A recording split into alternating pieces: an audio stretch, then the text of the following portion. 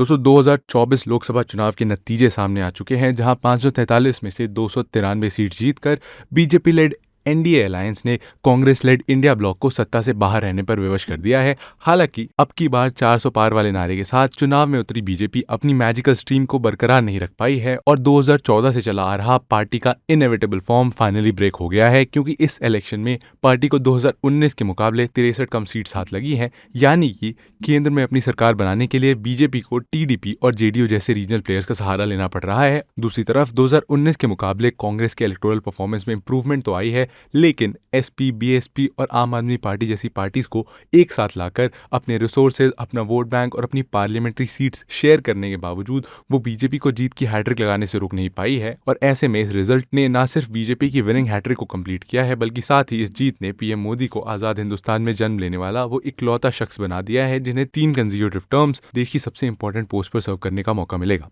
हालांकि इस जीत के बावजूद बीजेपी का एक खेमा ऐसा भी है जो आउटकम से कुछ खास खुश नजर नहीं आ रहा। एक ऐसा खेमा जिसे इस लोकसभा इलेक्शन में बीजेपी के लिए देश की सबसे इंपॉर्टेंट टेरिटरी को सीज करना था। एक ऐसा खेमा जिसकी परफॉर्मेंस ने ट्रू सेंस में इस इलेक्शन के आउटकम को डिसाइड किया, और एक ऐसा खेमा जिसने आने वाले 5 सालों को बीजेपी के लिए बेहद चैलेंजिंग बना दिया है। दोस्तों, यहाँ हम जिस खेमे की बात कर रहे हैं वो यूपी में मौजूद योगी आदित्यनाथ और उनके पार्टी मेंबर्स का है, जिनकी एवरेज परफॉर्मेंस ने इस पूरे इलेक्शन के आउटकम को चेंज कर दिया है।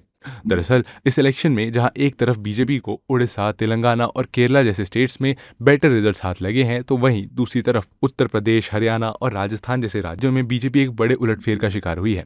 लेकिन यूपी में जो नतीजे सामने आए हैं उसने सीएम योगी आदित्यनाथ समेत बीजेपी की पूरी हाईकमांड को सोचने पर मजबूर कर दिया है। और आलम यह है कि जहां 2014 में पार्टी ने यूपी में 71 सीट्स और 2019 में 62 सीट्स पर अपना भगवा ध्वज लहराया था, वही इस बार पार्टी का रंग समाजवादी पार्टी और कांग्रेस के मेल जोल से बनी इंडिया ब्लॉक वाली गठबंधन के सामने फीका नजर आया है, जिसके चलते इस बार पार्टी को यूपी में सिर्फ और सिर्फ 33 सीट्स ही हाथ लगी हैं, यानी 2019 के कंपैरिजन में 29 सीट्स कम। और दोस्तों, यहाँ 2 चीजें सबसे ज्यादा गौर करने वाली हैं। नंबर 1, यूपी में रिड्यूस हुई 29 सीट्स ही वो बड़ा फैक्टर है जिसके चलते पार्टी 2014 या 2019 की तरह अपने दम पर पूर्ण बहुमत का लक्ष्य पूरा नहीं कर पाई, क्योंकि अगर 2019 की तरह इस बार भी पार्टी यहाँ 55 से 60 सीट्स लेने में कामयाब हो जाती तो उसे बड़ी आसानी से क्लियर कट मेजोरिटी मिल सकती थी। और नंबर 2, बीजेपी के इन सीट्स को हारने का सबसे बड़ा कारण समाजवादी पार्टी का आउटस्टैंडिंग परफॉर्मेंस भी रहा है, जिसने बीजेपी के लिए आगे की राह को चुनौतियों भरा बना दिया है। क्या है ये पूरा मामला, किन वजहों से समाजवादी पार्टी का नया उदय हुआ है और कैसे समाजवादी पार्टी के इस राइज ने बीजेपी के लिए 2029 तक के सफर को मुश्किल बना दिया है, दोस्तों यही जानेंगे हम आज की इस वीडियो में। नमस्कार दोस्तों, मैं हूं शशांक पांडे और आप देख रहे हैं वर्ल्ड अफेयर्स। लेकिन दोस्तों, इससे पहले हम इस वीडियो में आगे बढ़े, मैं आप सभी के साथ एक इंपॉर्टेंट इन्फॉर्मेशन शेयर करना चाहता हूं। दोस्तों, अनअकैडमी जो कि इंडिया का बेस्ट प्लेटफॉर्म है फॉर यूपीएससी प्रिपरेशन, उसने अपने यूपीएससी सब्सक्रिप्शन के प्राइसेस ड्रास्टिकली रिड्यूस कर दिए हैं।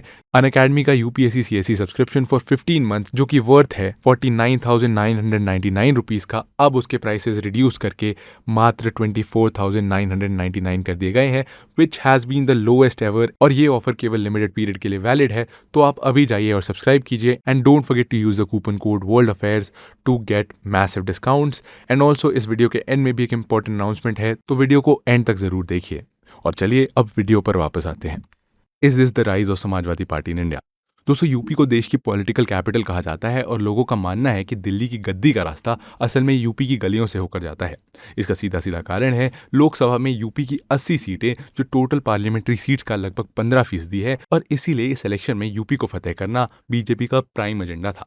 लेकिन समाजवादी पार्टी ने एक मेमोरेबल कमबैक करते हुए बीजेपी की क्लियर कट मेजोरिटी पाने के इस सपने को धाराशाही कर दिया है और कांग्रेस के इंडिया ब्लॉक वाले गठबंधन का झंडा टांगे हुए समाजवादी पार्टी का जलवा राज्य की 37 सीट्स पर चला है, जिसने इस इलेक्शन में समाजवादी पार्टी को इंडिया की 3rd लार्जेस्ट पार्टी बना दिया है।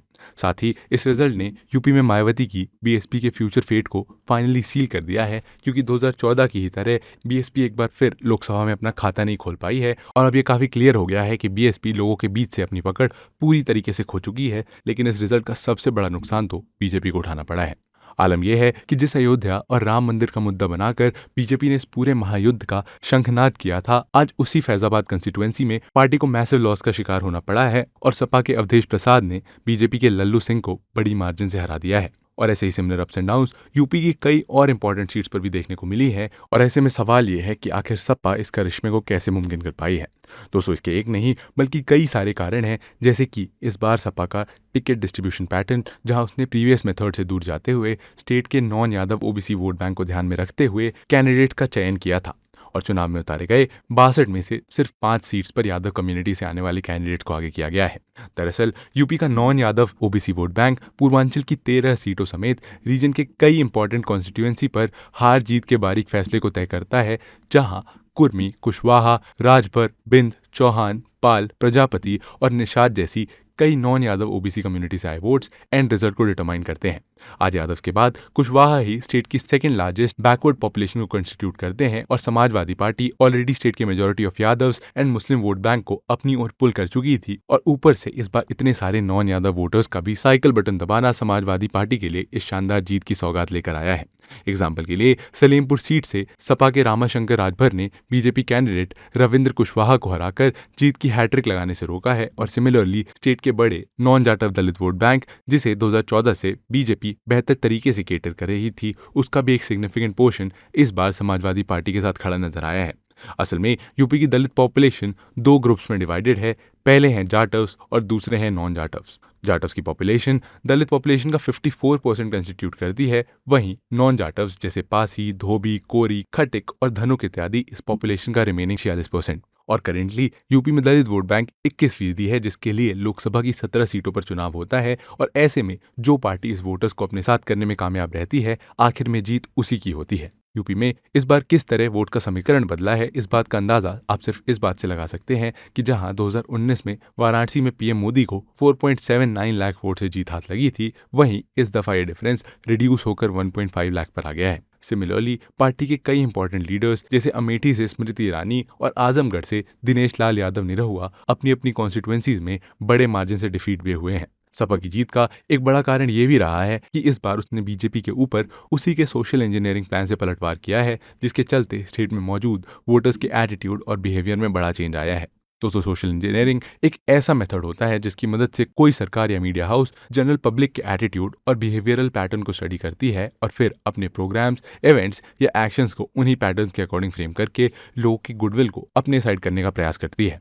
2014 और 2019 के लोकसभा इलेक्शंस और 2017 और 2022 के असेंबली इलेक्शंस में बीजेपी को यूपी में मिली जीत का यही कारण था कि पार्टी अपने सोशल इंजीनियरिंग प्लान को बहुत अच्छे से एग्जीक्यूट कर रही थी। हालांकि इस बार सपा ने बीजेपी का ही मास्टर स्ट्रोक उसी के खिलाफ इस्तेमाल किया है। सिमिलरली सपा ने इस बार अपने टिकट डिस्ट्रीब्यूशन को लोकल कार्डर के फीडबैक के अकॉर्डिंग डिजाइन किया था, ताकि इररिलेवेंट और जनता के बीच नॉन क्रेडिबल प्रूव हो चुके कैंडिडेट्स को साइडलाइन करते हुए फ्रेश फेसेस को सामने लाया जा सके। दूसरी तरफ बीजेपी ने कई कंस्टिट्यूएंसी से ऐसे कैंडिडेट्स को खड़ा किया था जो लोकल कार्डर से रिजेक्ट हो चुके थे और इलेक्शन से पहले ही ऐसी रिपोर्ट्स आ रही थी कि BJP party members Kairana, Muzaffarnagar, Fatehpur Sikri, Mohanlalganj, Pratapgarh, Kaushambi, Allahabad और जौनपुर जैसी कई कंस्टिट्यूएंसी से खड़े कैंडिडेट्स के साथ खुश नहीं थी और उन्हें यह शक कि इस बार पब्लिक इन कैंडिडेट्स को रिजेक्ट करने वाली है। वर्कर्स का यही कंसर्न सच साबित हुआ, जो कि यूपी में बीजेपी के अंडर परफॉर्म करने का सबसे बड़ा कारण बना है। लेकिन समाजवादी पार्टी को मिली बम्पर जीत का सबसे बड़ा कारण एक्सपर्ट्स कांग्रेस एसपी कोalition को मान रहे हैं, जहां दोनों ही पार्टीज ने मिलकर काफी स्ट्रैटेजिकली यूपी की सीट्स को आपस में बांटा था, ताकि वो पहले की तरह एक दूसरे के वोट्स को कट ना कर दें। साथ ही इस दौरान कांग्रेस ने कई कॉन्स्टिट्यूएंसी में अपने वोट बैंक का एक सिग्निफिकेंट पोर्शन सपा कैंडिडेट की ओर शिफ्ट किया था, ताकि मैक्सिमम कैंडिडेट्स क्लियर मेजोरिटी के साथ सीट जीत पाएं। इन सब के अलावा बीजेपी खुद भी इस अनएक्सपेक्टेड रिजल्ट के लिए कहीं ना कहीं जिम्मेदार है और रिपोर्ट्स की माने तो 2014, 2017 और 2019 और 22 के मुकाबले इस इलेक्शन में आरएसएस वॉलंटियर्स का पार्टिसिपेशन भी काफ़ी लिमिटेड रहा है, जो असल में बीजेपी के लिए ग्राउंड वर्क किया करते थे। सिमिलरली बीजेपी इंडिया ब्लॉक द्वारा सेट किए गए नैरेटिव, जैसे बीजेपी आएगी तो वो ओबीसीज और SC/STs का रिजर्वेशन छीन लेगी, उसको भी ठीक तरीके से काउंटर नहीं कर पाई है, जिसने कई वजह से बैकवर्ड और शेड्यूल कम्युनिटीज के वोट्स को इंडिया ब्लॉक की तरफ शिफ्ट किया है। और अब इन्हीं सब तमाम रीजंस के चलते बीजेपी देश में ना चाहते हुए भी डबल इंजन की गठबंधन वाली सरकार चलाने को मजबूर है, जो आने वाले वक्त में बीजेपी के लिए एक हरक्यूलियन टास्क साबित होने वाला है। कैसे, आइए जानते हैं। Major issues related to coalition government, तख्त और ताकत वर्सेस तकदीर। दोस्तों, गठबंधन की सरकार के साथ सबसे बड़ी समस्या ये है कि ये आपको तख्त पर बैठाकर ताकत तो दे देती है, लेकिन आपको अपनी तकदीर का मालिक नहीं बनने देती। असल में कोalition वाली गवर्नमेंट के साथ कुछ फंडामेंटल इश्यूज जुड़े हुए होते हैं, जैसे इस तरह का सिस्टम कोalition में मौजूद सबसे डोमिनेंट पार्टी की डिसीजन मेकिंग को लिमिट कर देता है। एक मिनट के लिए हाइपोथेटिकली ये इमेजिन कीजिए कि आने वाले समय में बीजेपी देश में टू चाइल्ड पॉलिसी को यूनिवर्सली एप्लीकेबल बनाना चाहती है, और ऐसा करने के लिए उसे पार्लियामेंट में इस सब्जेक्ट से रिलेटेड बिल को पास करना है। अब क्योंकि इस समय बीजेपी के पास 2014 और 2019 की तरह क्लियर मेजोरिटी नहीं है, इसीलिए रिक्वायर्ड मेजोरिटी को अचीव करने के लिए उसे लोकसभा में मौजूद जेडीयू, टीडीपी या एलजेपी के एमपीज को भी अपने साथ लाना होगा। पर अगर टीडीपी या जेडीयू में से कोई भी पार्टी इस बिल पर बीजेपी का साथ ना देना चाहे तो ऐसे में क्या ये बिल एक्ट बन पाएगा? फ्रैंकली स्पीकिंग, शायद नहीं। और दोस्तों, यही कारण है कि कोalition अक्सर सिंगल लार्जेस्ट पार्टी को सरकार बनाने का मौका तो दे देता है, लेकिन उसके साथ ही उसकी कुछ पावर्स को लिमिट भी कर देता है। और यही कारण है कि आने वाले 5 सालों में शायद बीजेपी 2014 और 2019 में लिए गए आर्टिकल 370 जैसे बोल्ड डिसीजंस को ना ले पाए, जो कल तक पार्टी के नेक्स्ट एजेंडाज में शामिल थी। इसका मतलब गठबंधन से बीजेपी को तख्त और ताकत तो मिलेगी, लेकिन अब वो अपनी तकदीर की मालिक खुद नहीं होगी। और दरअसल दोस्तों, इसका सबसे बड़ा कारण है पार्टीज की आइडियोलॉजिकल डिस्पैरिटीज और उनके डिफरेंट पॉलिटिकल एम्बिशंस, जिसके चलते उनके अपने अपने सेपरेट एजेंडाज होते हैं। साथ ही ज़्यादातर पार्टीज देश के 1 या 2 स्पेसिफिक वोट बैंक्स को रिप्रेजेंट करती हैं, फिर चाहे वो जाति के आधार पर हो या आर्थिक स्थिति के। इसीलिए पार्टी का मैनिफेस्टो सर्टेन पॉइंट्स के इन एंड अराउंड रिवॉल्व करता है, जिसके चलते कुछ मुद्दों पर किसी दूसरी पार्टी के साथ सामंजस्य बिठाने से पहले उसे अपने वोटर्स की नीड्स एंड डिजायर्स को भी कंसिडरेशन में लेना पड़ता है। और ज़्यादातर केसेस में ऐसे ही पॉइंट्स पर आकर पार्टीज के बीच आइडियोलॉजिकल क्लैशेस हो जाते हैं, जो अंत में सरकार के गिरने का कारण बनते हैं। ऐसे में किसी कोलिशन ग्रुप के सामने एक बड़ा चैलेंज ये होता है कि आखिर डिफरेंट आइडियोलॉजिकल बैकग्राउंड के साथ एक कॉमन ग्राउंड पर कैसे आए। एनडीए के इस करंट कोalition पर नजर डालें तो इसमें बीजेपी के अलावा टीडीपी और जेडीयू जैसे बड़े प्लेयर्स और एलजेपी, एकनाथ शिंदे वाली शिवसेना और अजीत पवार वाली एनसीपी शामिल होने वाली है। ऐसे में कोर हिंदू नेशनलिस्ट माने जाने वाली बीजेपी किस तरह इन दूसरे प्लेयर्स से इंटरेस्ट और डिजायर को फुलफिल करती है, ये देखना काफी दिलचस्प होगा। गठबंधन की सरकार या भूकंप की सरकार? दोस्तों, कोalition गवर्नमेंट को अक्सर एक्सपर्ट्स भूकंप की सरकार भी कहते हैं, और ऐसा इसीलिए क्योंकि जिस तरह भूकंप आने से इमारतें कभी भी गिर जाती हैं, उसी तरह गठबंधन में भी सरकार के कभी भी गिरने का डर बना रहता है। बीजेपी तो खुद अब तक कई दफा इस भूकंप का शिकार हो चुकी है। उदाहरण के लिए जब 1998 में बीजेपी ने दूसरी बार अटल जी के नेतृत्व में केंद्र में सरकार बनाई थी, तो पार्टी को सिर्फ 182 सीटें ही हाथ लगी थी, जिसके चलते उसे सरकार बनाने के लिए शिवसेना, शिरोमणि अकाली दल और एआईएडीएमके जैसी कई पार्टीज के साथ परम्यूटेशंस एंड कॉम्बिनेशंस का खेल खेलना पड़ा था। लेकिन ट्रिक्स एंड टेक्निक्स से बनी ये सरकार महज एक ही साल में गिर गई। दरअसल गठबंधन का बनना और बिगड़ना कई सालों से भारतीय राजनीति की हकीकत बना रहा है, और 1970 में जनसंघ, कांग्रेस ओ, भारतीय लोकदल, सोशलिस्ट पार्टी, स्वतंत्र पार्टी और कांग्रेस फॉर डेमोक्रेसी द्वारा बनाई गई जनता पार्टी का गठबंधन देश का ऐसा पहला गठबंधन था जिसने इंदिरा गांधी और पूरे 1975 के इमरजेंसी एपिसोड के चलते फॉर्म किया गया था। हालांकि इतने लार्ज एजेंडाज को सेंटर में रखकर बनाया गया ये समीकरण भी कुछ ही सालों में फेल साबित हुआ था। देश के कई स्टेट्स भी इसी तरह कोalition गवर्नमेंट्स के बनने और बिगड़ने की कहानियां बयां करते हैं। जैसे 2019 में कर्नाटका के पॉलिटिकल क्राइसिस ने कांग्रेस और जेडीएस द्वारा गठबंधन से बनाए महल को निस्तोनाबूद कर दिया था। सिमिलरली ऐसा एक क्राइसिस 2022 में महाराष्ट्र में भी देखा गया, जो अल्टीमेटली शिवसेना और एनसीपी के स्प्लिट का बड़ा कारण बना था।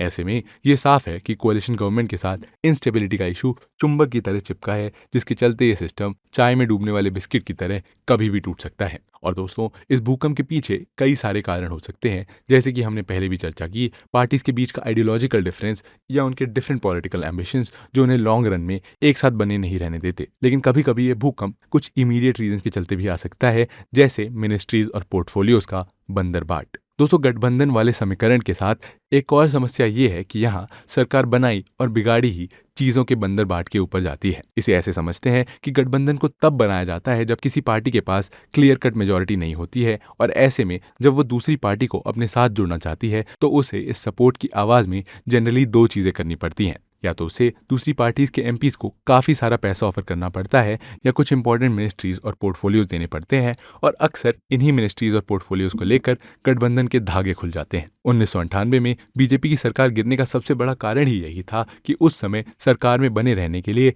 जयललिता जी ने एआईडीएमके के लिए कुछ इंपॉर्टेंट मिनिस्ट्रीज की मांग रखी थी।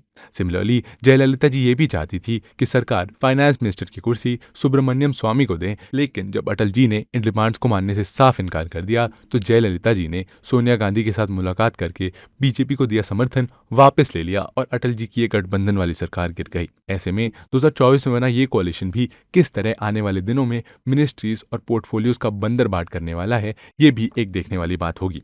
फिलहाल तो इस तरह की अटकलें लगाई जा रही हैं कि शायद जेडीयू को साथ में लाने के लिए बीजेपी को नीतीश कुमार को डेप्यूटी पीएम तक का पद देना पड़े। सिमिलरली टीडीपी भी इस कोalition में बने रहने के लिए कुछ इंपॉर्टेंट मिनिस्ट्रीज की डिमांड तो जरूर करेगी। दरअसल सही से देखा जाए तो गठबंधन एक किस्म से उत्तराधिकारों का संघर्ष ही है, जहां हर पार्टी अपने कंट्रीब्यूशन के बदले में कुछ डिमांड्स रखती है, और जब एक पार्टी की डिमांड दूसरी पार्टी के डिजायर्स को ओवरशैडो करने लगती है तो ये पूरा खेल बिगड़ जाता है। फिलहाल बीजेपी के पास अपनी 240 सीट्स हैं और ऐसे में मेजॉरिटी के लिए उसे किसी भी तरह 32 सीट्स और चाहिए होंगी, और इन 32 सीट्स में से टीडीपी के पास 16 और जेडीयू के पास 12 सीट्स हैं, यानी ये 28 सीटें बहुत इंपॉर्टेंट होने वाली हैं। तो ऐसे में ये लाजमी है कि ये दोनों ही पार्टीज इन सीट्स के एक्सचेंज में बीजेपी से कुछ लेवरेज चाहेंगी। सिमिलरली 7 सीट्स वाली एकनाथ शिंदे की शिवसेना और 5 सीट्स वाली चिराग पासवान की एलजेपी भी अपने लिए सूटेबल बेनिफिट्स की तलाश में कोशिश जरूर करेंगी। हालांकि यहाँ इस बात को भी मेंशन करना जरूरी है कि ये कोई फैक्ट नहीं है कि कोalition की गवर्नमेंट बनाना हर बार एक फेल्ड वेंचर ही साबित होता है। खुद बीजेपी ने अटल जी के नेतृत्व में 1999 से 2004 के बीच गठबंधन की एक सफल सरकार को चलाया है, और सिमिलरली कांग्रेस ने भी यूपीए के अंडर इस तरह के सिस्टम से कंसेक्यूटिव सक्सेस को हासिल किया है। ऐसे में इस गठबंधन का भविष्य क्या होगा, इस सवाल का जवाब तो आने वाला वक्त ही देगा। कंक्लूजन दोस्तों, इस बार का लोकसभा रिजल्ट लोगों की और एग्जिट पोल्स की उम्मीदों से बिल्कुल विपरीत रहा है। जहां सभी को ये लग रहा था कि पहले की तरह इस बार भी कांग्रेस का जहाज मोदी लहर के बवंडर में फंसकर जलमग्न हो जाएगा, लेकिन जनता जनार्दन ने अपने कीमती वोट्स के जरिए बीजेपी को ये संदेश जरूर दिया है कि अभी भी देश का एक बड़ा वर्ग उनसे जुड़ नहीं पाया है। सिमिलरली इस रिजल्ट्स ने हमें इंडियन पॉलिटिकल लैंडस्केप में रीजनल पार्टीज के तेजी से बढ़ते प्रभुत्व को भी समझा दिया है, क्योंकि कांग्रेस का बीजेपी को क्लियर कट मेजोरिटी से रोक पाना भी टीएमसी और समाजवादी पार्टीज जैसी रीजनल पार्टीज के ही कारण मुमकिन हो पाया है, और बीजेपी का सरकार बना पाना भी टीडीपी और जेडीयू के साथ से ही संभव हो पाएगा। साथ ही शायद यहाँ से देश में ट्रेडिशनल 2 पार्टी डोमिनेंस के फ्रेगमेंटेशन का एक ऐसा सिलसिला शुरू हो सकता है जो आने वाले वक्त में भारतीय राजनीति में बड़े बदलावों का कारण बने। खैर दोस्तों, इसी के साथ हम आज के अपने इस वीडियो डिस्कशन को यहीं समाप्त करते हैं। लेकिन आपकी क्या पसंद है? क्या आप देश में गठबंधन की सरकार चाहते हैं या सिंगल पार्टी डोमिनेटेड एक सरकार? जरूर बताइए अपने ओपिनियंस कमेंट सेक्शन में। और दोस्तों, इससे पहले हम इस वीडियो को एंड करें, एक इंपॉर्टेंट इन्फॉर्मेशन यूपीएससी प्रीलिम्स 2024 के स्टूडेंट्स के लिए। दोस्तों, अनअकैडमी करा रहा है UAIPMT यानी Unacademy UPSC prelims mock test 2024 9 जून 2024 को, और ये मॉक टेस्ट बिल्कुल यूपीएससी प्रीलिम्स के लेटेस्ट पैटर्न पर बेस्ड होगा, और जिसमें आपको मौका मिलेगा देश के सबसे बड़े एस्पिरेंट्स के पूल के साथ पार्टिसिपेट करने का और अपनी परफॉर्मेंस को एनालाइज करने का बिफोर प्रीलिम्स एग्जामिनेशन, जिसमें अब 2 हफ्तों से भी कम का टाइम बचा है। दोस्तों, इसका जीएस टेस्ट होगा 9:30 AM to 11:30 AM and CSAT का टेस्ट होगा 2:30 PM to 4:30 PM on the same day. और तो और दोस्तों, इस टेस्ट के टॉप 500 पार्टिसिपेंट्स को मिलेगा फ्री प्रीलिम्स टेस्ट सीरीज का एक्सेस, और टॉप 10 पार्टिसिपेंट्स को मिलेगा अनअकैडमी का UPSC subscription free for 1 month. तो दोस्तों, आज ही एनरोल कीजिए एंड दीजिए ये एग्जाम 9 जून को, वो भी अपने घर से बिना इस भयानक गर्मी में बाहर जाए। All the links are in the description, and मिलते हैं आपसे ऐसे ही एक और इंटरेस्टिंग और इन्फॉर्मेटिव वीडियो के साथ। तब तक के लिए जय हिंद।